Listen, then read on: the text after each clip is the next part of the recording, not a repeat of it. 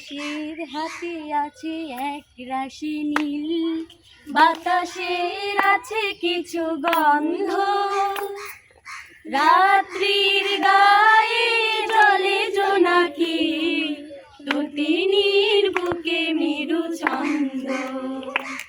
পরিবারের সান্নিধ্য নেই, নেই বাবা মায়ের আঁচল, তবু ঈদের আনন্দ থেকে বঞ্চিত হয়নি লালমনিরহাট সরকারি শিশু পরিবারের ৮০ জন নিবাসী। নতুন পোশাকের ঘ্রাণ আর সুস্বাদু খাবারের আয়োজনে অনাথ এই শিশুদের ঈদ কেটেছে উৎসব মুখর পরিবেশে। একে অপরের সঙ্গে আনন্দ ভাগাভাগি করে নিয়ে তারা প্রমাণ করেছে স্নেহ আর মমতায় ঘেরা এই প্রতিষ্ঠানটি এখন তাদের বৃহত্তর পরিবার। শনিবার ভোরের সূর্যোদয়ের সঙ্গেই শিশু পরিবার প্রাঙ্গণ মুখর হয়ে ওঠে শিশুদের উচ্ছল হাসিতে। দিনটি শুরু হয় পরোটা, ডিম, ডাল ও সেমাইয়ের তৃপ্তিদায়ক নাস্তা দিয়ে। বেলা বাড়ার সঙ্গে সঙ্গে পরিবেশিত হয় মিষ্টি ফিরনি। তবে দুপুরের আয়োজনে ছিল আসল চমক, খাসির পোলাও, গরুর মাংস, মুরগির রোস্ট ও দই মিষ্টির রাজকীয় মেনু।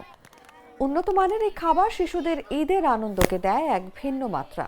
এর আগে সকালে শিশু পরিবার প্রাঙ্গণে অনুষ্ঠিত হয় মনোজ্ঞ সাংস্কৃতিক অনুষ্ঠান। নিজেদের পরিবেশিত গান, আবৃত্তি আর নৃত্যের ছন্দে পুরো পরিবেশকে মোহনীয় করে তোলে শিশুরা।